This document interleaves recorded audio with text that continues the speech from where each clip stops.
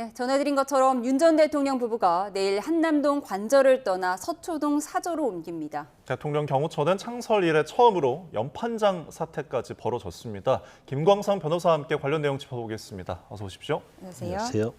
네, 지난주 금요일에 대통령이 파면이 됐으니까 딱 일주일 만에 나가게 되는 거네요. 네, 경우에 따라서는 왜 탄핵이 4월 4일 됐는데 예. 이게 늦게 나갔느냐 이제 이런 얘기는 있을 수 있겠죠. 그런데 이제 박근혜 전 대통령은 이틀 만에 나갔거든요.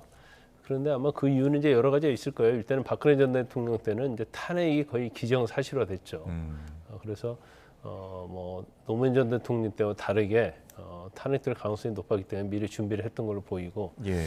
아마 윤 전 대통령 입장에서는 아마 기각이 될 가능성도 있다고 했던 것 같아요. 그러니까 미리 이사갈 대비는 좀 하지 않은 것이 아닌가 이런 생각이 또 들고 전에 살던 곳이 있잖아요. 아크로비스타. 거기서도 사실은 취임한 후에도 한 6개월 정도 거기서 생활했었는데 예. 사실은 이제 거기는 상당히 이제 불편한 점이 많아요. 제가 이제 출퇴근할 때 그 앞을 지나는데 항상 경호팀이 있는 거고 또 경우에 따라서는 그 앞에 윤 전 대통령을 반대하는 그런 층에서 항상 또 거기에서 집회 시위를 해가지고 항상 예. 시끄러웠거든요. 그래서 아마 돌아가긴 하는데 지금 바로 어떤 사저를 갖다가 지금 어떻게 구할 수가 없으니까 일단 아크로비스타 서초동으로 간 다음에 거기 이제 주민들이 좀 많이 불편을 할 겁니다. 예.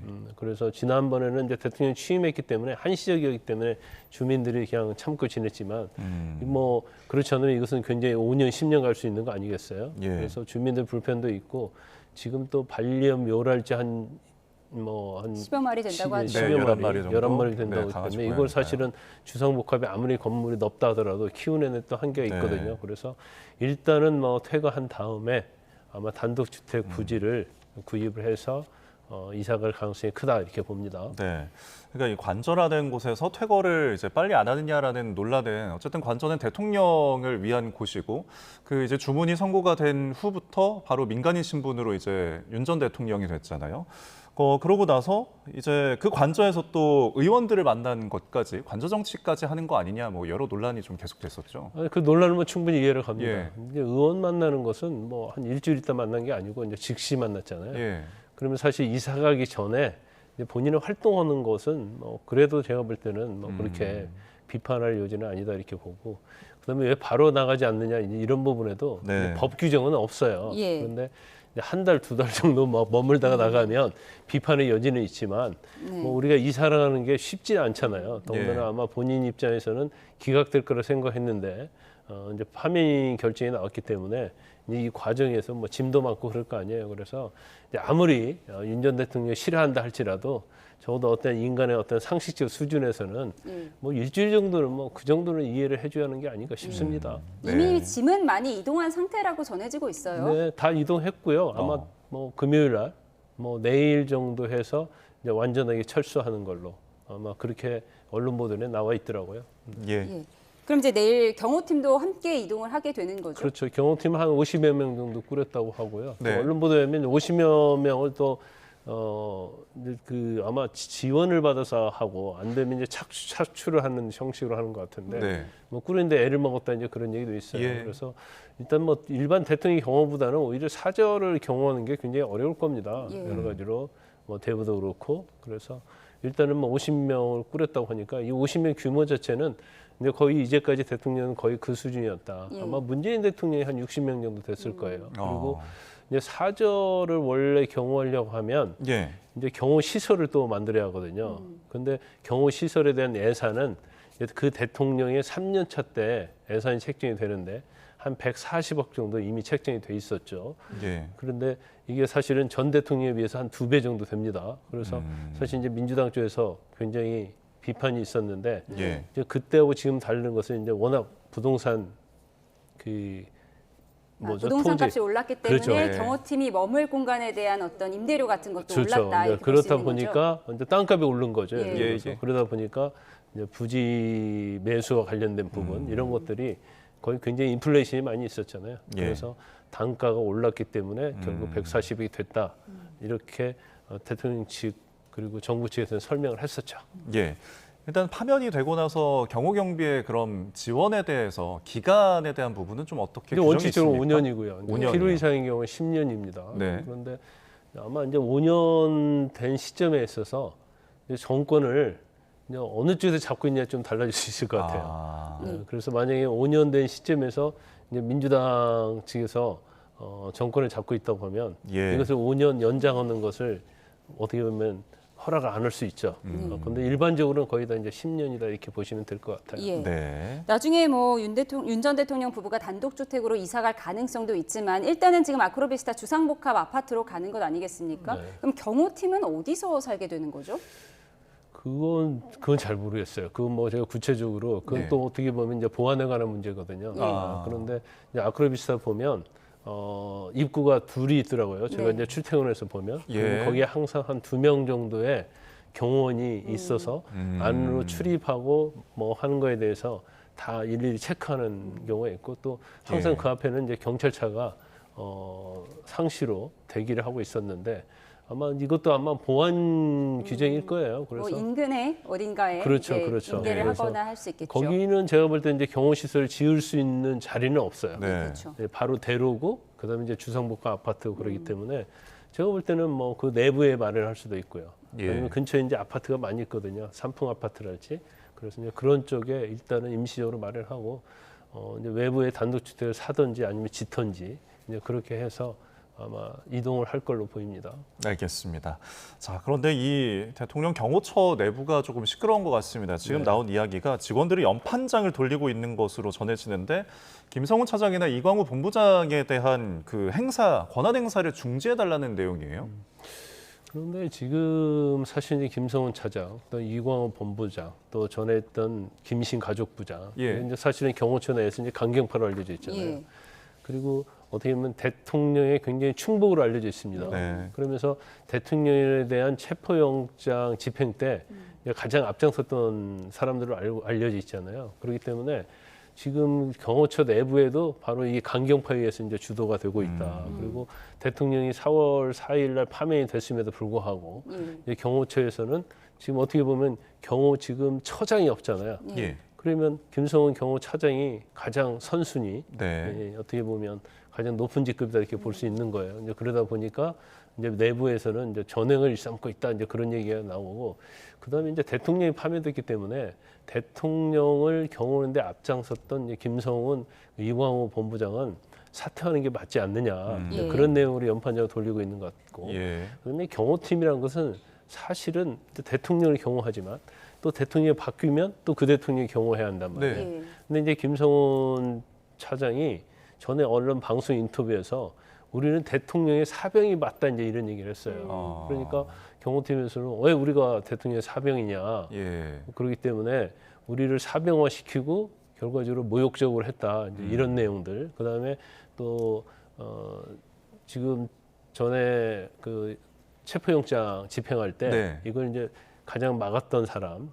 그게 제가 볼 때는 아마 경호 3부장이었던 것 같은데 예. 3부장을 해임하라고 예. 제 한덕수 권한대행에게 제청을 했다는 겁니다. 아. 그래서 이러한 것은 잘못된 것이다. 그러니까 김성우, 이광우, 김신 이 3명 강경파는 경호팀에서 경호처에서 나가라. 이제 이런 연판장을 돌리고 있는데 이게 아마 상당히 호응을 얻고 있는 걸 보여요.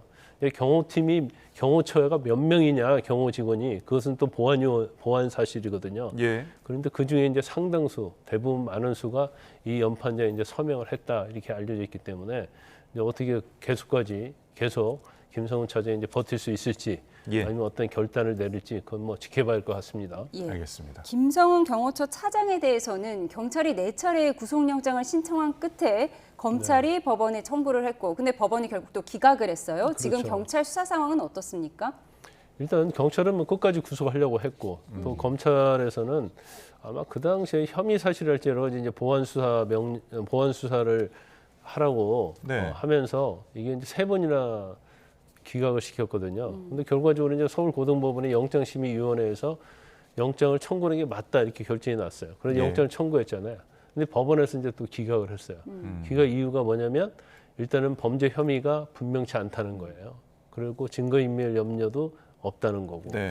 그래서 이제 그런 사유로 기각을 했기 때문에 이제 제일 중요한 것은 그럴 것 같아요. 이제 과연 범죄 혐의가 완전히 소명이 되었느냐. 예. 범죄 혐의가 소명이 안 됐다 하면 이제 무죄가 되는 거거든요.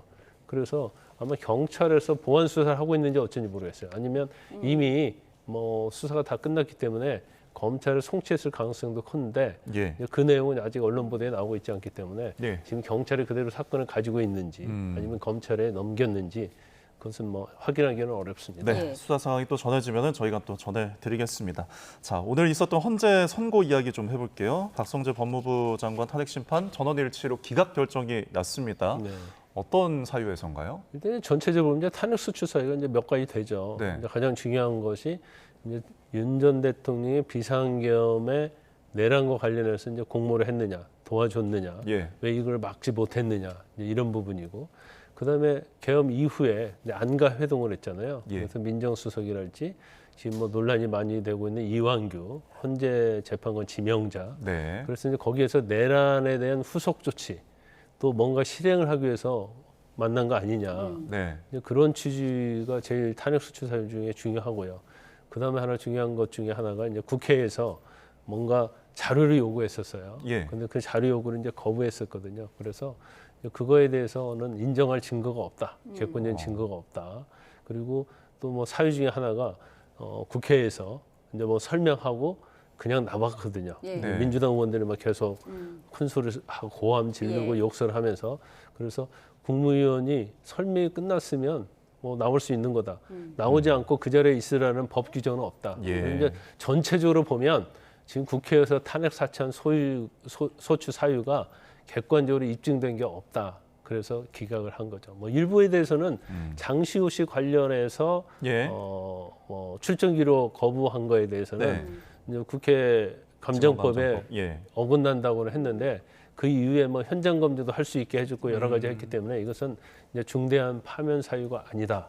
그리고 이제 무엇보다도 하나 우리가 주목했던 것이 이제 동부 교도소 구치소에 구치소요. 예. 거기 이제 체포할 수 있는 구금실을 마련하라고 이제 지시를 한 게 아니냐. 이것도 이제 탄핵 수출사에 들어갔는데 이제 그에 관한 증거는 전혀 없다 해서 기각을 한 거죠. 네. 뭐 탄핵 수출 사유 중에 야당 대표를 노려봤다 이런 것도 네. 있었던 기억이 나는데 결국 박성재 장관 바로 업무에 복귀한 거죠. 그렇죠. 이제 직무에 완전 복귀가 됐죠. 네. 그렇지만 뭐 어차피 한시적이지 않겠습니까? 예. 6월 3일 이제 대선이 있기 때문에. 예. 그렇지만 그 공백이 이제까지 뭐 직무가 정지됐기 때문에 상당히 오래 있었어요. 예. 그리고 지금 뭐 한 50일 동안 이제 업무를 이제 수행할 수 있기 때문에 이제까지 공백 상태를 이제 어떻게 치유를 하면서 법무장관으로서 역할을 하느냐 이제 그런 걸 이제 본인 입장에서는 많이 고민을 할 겁니다. 예. 헌재 선고 이야기 해봤고요. 그리고 헌재 재판관 지명에 대한 후폭풍이 계속 일고 있습니다. 한덕수 대행이 이제 대통령 몫의 재판관 지명을 한 것인데 이것을 두고서 뭐 헌법소원 가처분 신청이 제기가 되고 있어요. 근데 이건 이렇게 볼 수가 있죠. 예. 우리가 이제 전체적으로 그냥 뭐 적절한 표현은 권한대행 자체는 대통령의 고유 권한 행사를 자제하는 게 맞다 이렇게 보고 네. 현상 유지적 권한을 행사하는 게 맞아요. 근데 이것은 법에 나와 있는 게 아니고 그냥 대통령은 선출된 권력이 아니기 예. 때문에 그래야 한다는 것이지. 예, 그런데 일단 뭐 행사를 했기 때문에 지금 논란이 예. 되고 있는 거죠. 알겠습니다. 잠시만요. 저희가 속보가 들어와서 먼저 전해드리도록 하겠습니다. 윤 전 대통령 측 관계자의 전원인데요. 윤 전 대통령이 내일 오후 5시에 관저를 떠나서 사저로 이동할 예정이라는 속보가 들어왔습니다. 네, 대통령실 수석급 참모 등은 관저를 찾을 것으로 전해졌는데요. 저희가 이제 내일 오후에 관저에서 퇴거할 것으로 예정이라고 전해드렸는데 시간이 나왔습니다. 오후 5시이고요. 뭐 이외에 별도의 메시가 나올지 차량에서 내려서 뭐 주민들 지지자에게 인사를 할지 등 이런 부분들은 전해진 바가 아직 없다고 저희가 전해집니다. 예.